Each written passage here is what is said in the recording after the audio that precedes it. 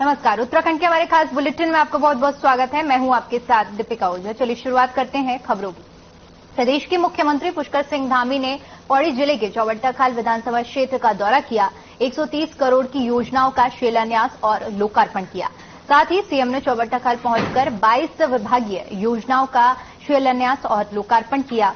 CM ने पोखरा, सेडिया, खाल, चंपेश्वर और समेत कई सड़कों का लोकार्पण किया। साथ ही साथ पर्यटन को बढ़ावा देने के लिए चौबट्टाखाल में पर्यटक आवास गृह का शिलान्यास करने के साथ ही गरुड़खाल क्षेत्र में सड़कों का डामरीकरण और हलौडी पेयजल योजना का शिलान्यास किया। वहीं सतपाल महाराज ने लैंसडाउन क्षेत्र का नाम बदलकर इसका नाम स्वर्गीय विपिन रावत नगर रखने की मांग रखी। इस दौरान सीएम ने प्रदेश में हो रहे विकास कार्यों को गिनवाया और कहा कि नकल विरोधी कानून से प्रतियोगी परीक्षाओं में पारदर्शिता आई है।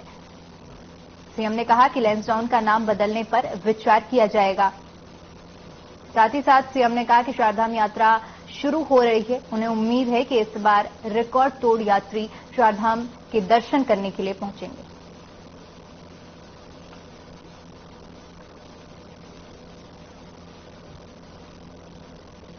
उनके धरातल पर उतरने के बाद इस क्षेत्र को विकास का एक नया सोपान प्राप्त होगा और हम सबका प्रयास है, हमारी सरकार का प्रयास है, आदरणीय प्रधानमंत्री जी की सोच है कि उत्तराखंड के भी सुदूरवर्ती क्षेत्रों तक जहां जल जीवन मिशन के तहत पानी पहुंचना चाहिए, स्वास्थ्य की सुविधाएं पहुंचनी चाहिए और चिकित्सा और शिक्षा, इन दोनों को लेकर हम प्राथमिकता से काम कर रहे हैं। सड़कों के क्षेत्र में काम कर रहे हैं। पेयजल हमारी प्रमुख योजनाओं में प्राथमिकता के आधार पर है। इन सभी को धरातल पर उतारेंगे और जिन योजनाओं का शिलान्यास हुआ है जल्दी उनका लोकार्पण भी करेंगे। उनको लेकर हमारा स्पष्ट मत है कि जितनी भी इस प्रकार की अवैध मजारें हैं या अतिक्रमण है उनको स्वयं ही उन लोगों को हटा लेना चाहिए जिन लोगों ने इसको पीछे रहकर आगे किया है, अन्यथा प्रशासन उनको हटाएगा। उधर अल्मोड़ा विधायक मनोज तिवारी की चेतावनी के बाद नगर की बदहाल सड़कों में पैचरिंग का काम शुरू हुआ है। विधायक तिवारी ने आंतरिक सड़कों के गड्ढे नहीं भरने पर प्रदर्शन की चेतावनी दी थी। विधायक ने आज शुक्रवार तक का समय दिया था। अल्मोड़ा जिला मुख्यालय की सड़कों को डामरीकरण की पैच से ढका गया। इस दौरान अल्मोड़ा विधायक मनोज तिवारी ने राज्य सरकार पर जमकर निशाना साधा। तिवारी ने कहा कि बीजेपी की सरकार विकास कार्यों के लिए उदासीन है। सरकार के पास सड़कों के गड्ढों को भरने के लिए पैसा नहीं है, जबकि सरकार गड्ढा मुक्त सड़कों का दावा कर रही है। अल्मोड़ा विधायक ने कहा कि जनता उनके दबाव के कारण आज अल्मोड़ा की आंतरिक सड़कों का पैचवर्क किया गया है।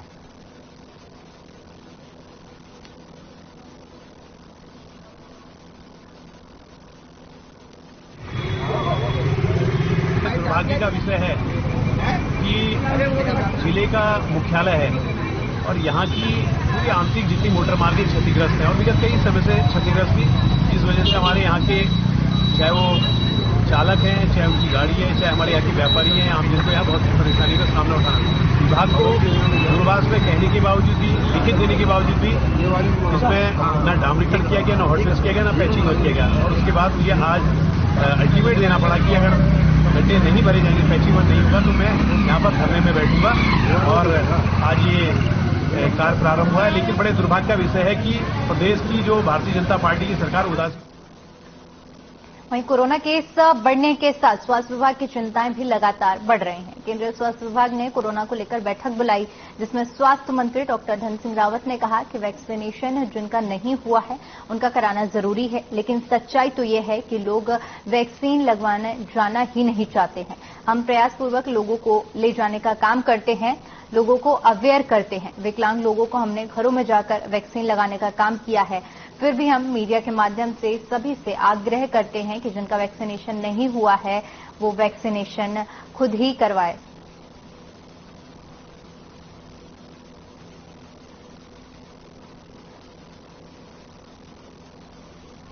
तो मैंने कहा कि आज बैठक हुई है और लगातार हम समीक्षा कर रहे हैं। हमारे यहाँ टोटल 98 केस हैं जो पॉजिटिव हैं और उन पे भी खाली जो है बहुत सामान्य है।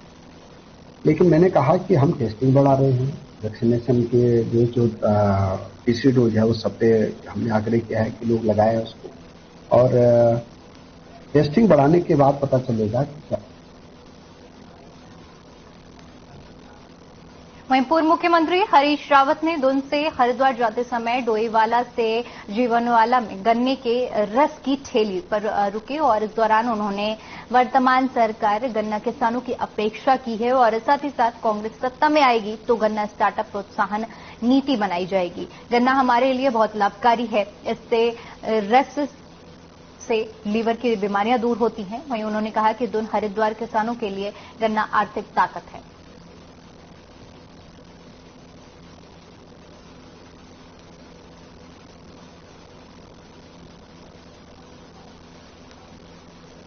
वहीं उत्तराखंड विधानसभा में नेता प्रतिपक्ष यशपाल आर्य ने राहुल गांधी की सदस्यता रद्द करने को लेकर केंद्र सरकार पर निशाना साधा। हरिद्वार के जयराम आश्रम पहुंचे यशपाल आर्य ने प्रेस कॉन्फ्रेंस की। इस दौरान उन्होंने कहा कि बीजेपी सरकार के राज में देश का लोकतंत्र खतरे में है। राहुल गांधी की लोकसभा सदस्यता रद्द करके बीजेपी सरकार ने लोकतंत्र की हत्या की है और साथ ही विपक्ष की आवाज को दबाने की कोशिश की है, लेकिन कांग्रेस चुप बैठने वाली नहीं है। कांग्रेस का एक एक कार्यकर्ता राहुल गांधी के साथ है। केंद्र सरकार की चरणबद्ध तरीके से उनकी नीतियों के खिलाफ आंदोलन किया जाएगा।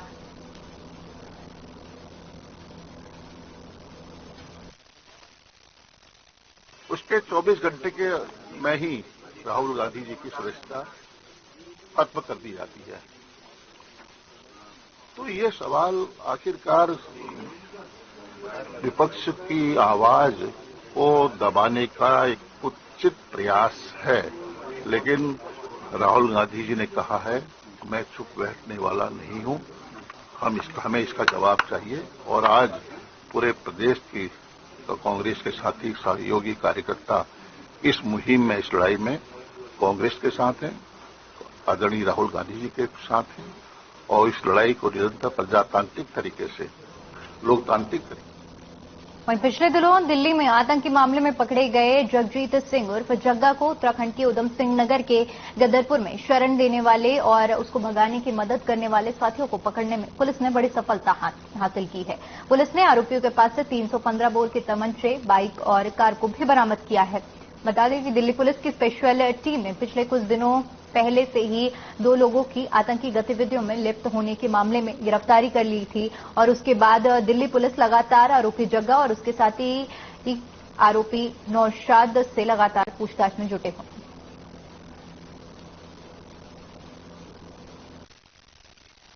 ये जगजीत उर्फ जग्गा है। दिल्ली पुलिस द्वारा एक आईएसआई का टेरर मॉड्यूल को बस्ट किया गया था। उस समय हमारे जनपद के रहने वाला जगजीत उर्फ जग्गा का नाम आया था, जिसको गिरफ्तार किया गया था।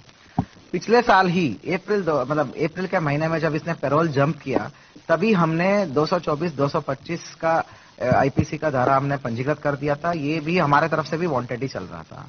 तो जब दिल्ली पुलिस से पकड़ा तो हमने भी इसका रिमांड के लिए अप्लाई किया था। तो 2 दिन पहले आया था। तो हमने हमारे इन्वेस्टिगेशन में ये सब चीजें पता करने के लिए हमने पीसीआर मांगा था। तो पीसीआर में 2 दिन का रहा। तो पीसीआर के बाद जो है इसको पैरोल से एस्केप करने में जो मदद करने वाले थे 2 लोग, चेतन पहुजिया और मोहित ग्रोवर, और इन दोनों का बहुत बड़ी भूमिका निकल के आई है। काफी वहीं विकासनगर के अंतर्गत सेलकुई में स्थित दोनों बिजनेस स्कूल में फाइनेंस से जुड़े हुए मुद्दों को लेकर सेमिनार का आयोजन किया गया, जिसमें से भी एनएफसी और फाइनेंस से जुड़े लोगों ने भी प्रतिभाग किया और छात्र छात्राओं को फाइनेंस के गुण सिखाए और उन्हें नौकरी से लेकर भविष्य तक फाइनेंस प्रबंधन को लेकर बारीकी से जानकारी दी गई। Financial improvement through wealth crucial के नाम से आयोजित इस कार्यक्रम के बारे में जानकारी देते हुए दून बिजनेस स्कूल के डायरेक्टर राजीव भारद्वाज ने बताया कि संस्थान समय समय पर इस तरह के कार्यक्रम का आयोजन करता रहता है। दून बिजनेस स्कूल में इस तरह के बहुत सेमिनार्स आयोजित किए जाते हैं और हम लोग पिछले कई सालों से ये चीजें कर रहे हैं।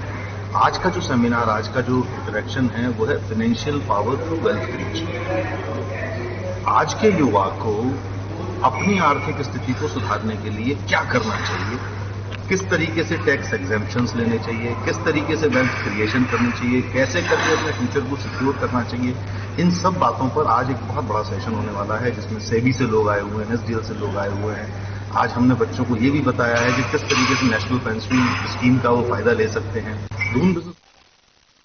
वहीं विकासनगर अंतर्गत कालसी थाना क्षेत्र के कालसी साहिया मोटर मार्ग पर हादसा हो गया। बता दें कि एक कार अनियंत्रित होकर गहरी खाई में गिर गई, जिसके चलते मौके पर ही एक महिला और 2 पुरुष की मौके पर मौत हो गई, जबकि एक व्यक्ति गंभीर रूप से घायल हो गया। हादसा इतना जबरदस्त था कि कार के खाई में गिरते ही कार के परकच्चे उड़ गए। एसओ कालसी रविंदर नेगी ने बताया कि यह घटना देर रात करीब 11:30 बजे हुई थी, जिसकी सूचना सुबह ग्रामीणों ने दी, जिसके चलते मौके पर स्थानीय पुलिस के साथ साथ एसडीआरएफ की टीम मौके पर पहुंची और स्थानीय लोगों की मदद से घायल को खाई से निकालकर अस्पताल पहुंचाया गया और मृतकों के शव को निकालकर पंचनामा भरकर पोस्टमार्टम के लिए भेज दिया गया है।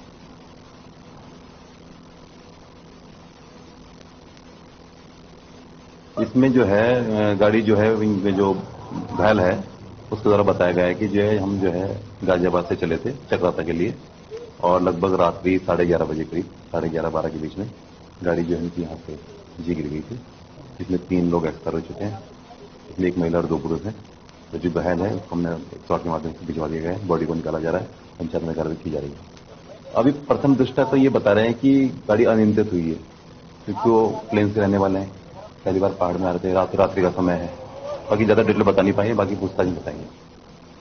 वहीं देश में लगातार बढ़ रहे कोरोना के मामलों को लेकर केंद्रीय स्वास्थ्य मंत्री मनसुख मंडाविया ने स्वास्थ्य विभाग की समीक्षा बैठक की, जिसमें अलग अलग राज्यों के मंत्री और स्वास्थ्य से जुड़े अधिकारी मौजूद रहे। स्वास्थ्य मंत्री धन सिंह रावत ने बैठक की जानकारी देते हुए बताया कि उत्तराखंड राज्य में केस अभी सामान्य है, देहरादून के सर्वाधिक केस हैं और जिसको लेकर पूरे स्वास्थ्य के स्थिति को देखा जा रहा है और 9 अप्रैल को सभी सीएमओ और डीएम के साथ समीक्षा बैठक करेंगे। साथ ही 10 अप्रैल को मॉक ड्रिल और पूरे प्रदेश की जाएगी। साथ ही साथ अभी 600 लोगों की टेस्टिंग होती है, जिसमें हम 1000 के करीब लेकर जाएंगे और वैक्सीनेशन केंद्र में 1 लाख डोज मंगाने की डिमांड भेजी गई है। पूरे देश के स्वास्थ्य मंत्रियों के साथ एक बैठक की है और मैं भारत सरकार के स्वास्थ्य मंत्री मनसुख भाई मांडविया जी को धन्यवाद देना चाहता हूं कि हमारे राज्य में बहुत सामान्य, कई प्रदेशों में तो 2-2, 3-3 हजार केस है, हमारे यहाँ भी 98 केस है और उसमें से भी काफी लोग ठीक हो गए हैं। हमारे 4 जिले से जहाँ की 0 केस है, 5 जिले हमारे ऐसे हैं जहाँ की 4 से भी और 3 से कम केस है। सर्वाधिक केस हमारे देहरादून में है, 68% इनमें से। तो 3 बातें आज हुई हैं कि एक तो हम लोग 9 तारीख को सभी सीएमओ के साथ और डीएम के साथ एक बैठक करेंगे। 10 तारीख को हम पूरे प्रदेश में और पूरे देश में मॉक ड्रिल करेंगे सभी हॉस्पिटलों का। और तीसरा यह है कि हम टेस्टिंग बढ़ा रहे हैं। अभी हमारे यहाँ लगभग 600 लोगों की टेस्टिंग होती है, हम इसको लगभग 1000 से ज्यादा ले जाना चाहते हैं। गदरपुर इंडियन गैस एजेंसी के बाहर सिलेंडर ब्लैक करने वाली 2 महिलाओं की आपस में जमकर मारपीट हो गई। मामले का वीडियो तेजी से वायरल हो रहा है। आपको बता दें कि इंडियन गैस एजेंसी के कर्मचारी हड़ताल पर बैठे हुए हैं। गैस एजेंसी प्रबंधक कमरपाल आर्य ने बताया कि आए दिन महिलाएं गैस सिलेंडर बांटने वाले सेल्समैन और कर्मचारी अधिकारियों के साथ मारपीट और अभद्रता करती हैं, जिसको लेकर पूरे मामले की जांच उच्च अधिकारी को दे दी गई है। साथ ही साथ कर्मचारियों ने गैस बांटने का काम बंद कर दिया है। कर्मचारियों की एक ही मांग है कि जब तक इन महिलाओं को यहां से हटाया नहीं जाता है तब तक गैस वितरण का काम रुका रहेगा। ये लोग जो उपद्रवी लोग हैं ब्लैक वाले, पहले गाड़ियों को छीन देते हैं, ठीक है नहीं, गाड़ी छीन रहे हैं और अभद्र व्यवहार करते हैं यहाँ पर और किसी स्टाफ को भी ढंग से नहीं बोलते हैं, गालियां गलौज करते हैं। आज क्या घटना? आज घटना यह है कि सुबह गाड़ी आई, ये लोग बांट रहे थे, सभी लोग दे रहा था, इनको गैस दी जाती है। आजकल खाली दे रहे हैं और लेते हैं और यहीं पर रख देते हैं सिलेंडर। गैस खत्म हो गई, कंज्यूमर को हम कहते हैं गैस खत्म हो गई, मगर ये सरकारी रेट से ज्यादातर देते हैं हमको। और सुबह 2 लेडीजें लड़ी बाहर, पता नहीं क्या हुआ, फिर अंदर आई लड़ते हुए। यहाँ पर हमने इनको छुड़ाया तो ये स्टाफ को गाली गलौज बहुत करने लगे। उसी के विरोध में हम बैठे हैं। ये हमको आए दिन काम नहीं करने देती है ये, बस इसको यहाँ पर ना आने दिया जाए। उधर हरिद्वार में गंगा स्नान के लिए पहुंच रहे लोगों की लापरवाही उनकी जान पर बना रही है। गंगा में स्नान के दौरान डूबने से एक युवक की मौत हो गई। युवक हरियाणा की जींद का रहने वाला था, जो कि अपने साथियों के साथ हरिद्वार आया था। घाटों पर तैनात पुलिस ने करीब 1 घंटे तक सर्च ऑपरेशन चलाया और युवक का शव बाहर निकाल लिया। वहीं अलग अलग गंगा घाटों पर अन्य 6 लोगों को पुलिस ने डूबने से बचाया है। बाहर से आए यात्रियों से गहरे पानी में न जाने के लिए दरख्वास्त की गई है, लेकिन लोग मौज मस्ती के लिए गहरे पानी में चले जाते हैं, जिस वजह से इस तरह की घटनाएं हो जाती हैं।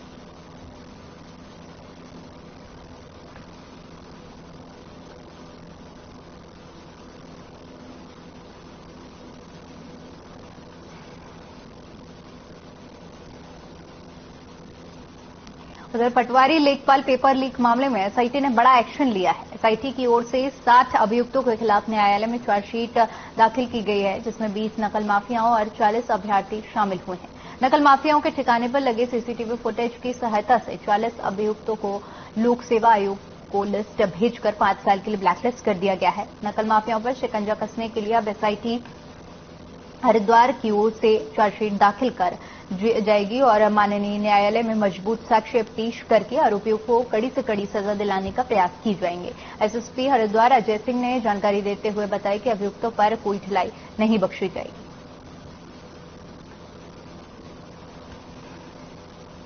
पब्लिक सर्विस कमीशन में परीक्षा प्रश्न पत्र लीक के प्रकरण में एसआईटी हरिद्वार को माननीय मुख्यमंत्री जी के आदेश पर जांच सौंपी गई थी, जिसमें प्राथमिक रूप से जो है इसमें मुकदमा दर्ज करने के बाद इसमें 7 लोगों की गिरफ्तारी हुई थी। साक्ष्यों को एकत्र करते हुए एसआईटी टीम ने करीब 20 ऐसे अभियुक्तों को इसमें गिरफ्तार किया था, जो विभिन्न तरीकों से छात्रों से अवैध रूप से धन लिया था और विभिन्न स्थानों पर परीक्षा प्रश्न पत्र को पढ़ाया था। चक्राता विधानसभा के त्यूनी इलाके में अग्निकांड की दर्दनाक घटना में 4 मासूम बच्चों की मौत ने सब कुछ झकझोर कर रख दिया है, जिसको लेकर मुख्यमंत्री पुष्कर सिंह धामी, कैबिनेट मंत्री सतपाल महाराज और क्षेत्रीय विधायक प्रीतम सिंह ने संवेदना जताते हुए पीड़ित परिवारों की हर संभव मदद किए जाने की बात कही है। साथ ही साथ मृतकों के परिजनों को 2-2 लाख रुपए का मुआवजा दिए जाने की घोषणा की गई है। वहीं दूसरी ओर मामले में संबंधित कर्मियों को सस्पेंड करते हुए मामले की मैजिस्ट्रियल जांच के आदेश दिए गए हैं। आपको बता दें कि त्यूनी पुल के पास एक रिहायशी मकान में अचानक भीषण अग्निकांड में 4 मासूम बच्चों की मौत हो गई। साथ ही साथ हादसे में एक महिला, एक पुरुष और एक बच्चा आग की चपेट में आ गए, जिन्हें पास के अस्पताल में भर्ती कराया गया। अभी तक मौके से 3 बच्चों के शव बरामद किए जा चुके हैं, वहीं चौथे की तलाश जारी।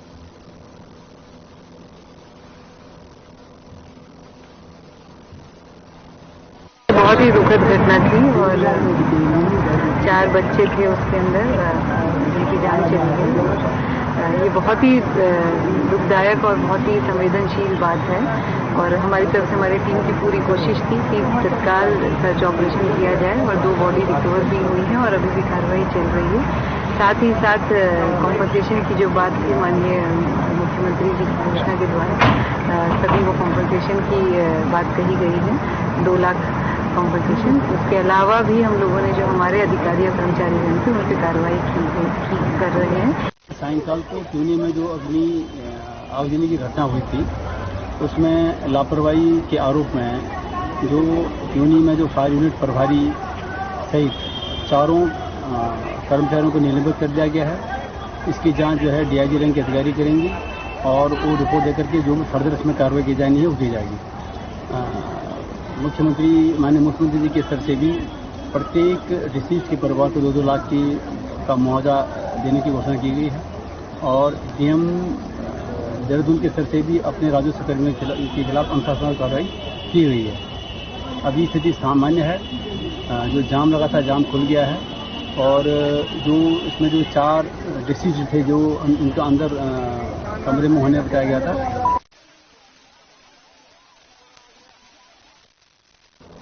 चलिए अब आपको औली लिए चलते हैं, जहां पर औली मैराथन 2023 शुभारंभ कार्यक्रम का आयोजन किया जा रहा है, जहां पर सीएम धामी भी मौजूद हैं और संबोधन कर रहे हैं। क्या कुछ कहा ये आपको सुनवाते हैं। भगवान ने इसी वाले की रक्षा करी और भगवान साक्षात रूप से आए। उसके बाद अभी जगदम्बा प्रसाद जी बता रहे थे, भुवन चंद जी अभी बता रहे थे कि उसके बाद से सारा जो जितना भी यहाँ पर आपदा की स्थिति पैदा हो रही थी उस पर भगवान ने ब्रेक लगाया, भगवान ने रोका, वहीं पर स्थिर किया और आज शानदार तरीके से यहाँ पर मैराथन आयोजित हो रही है।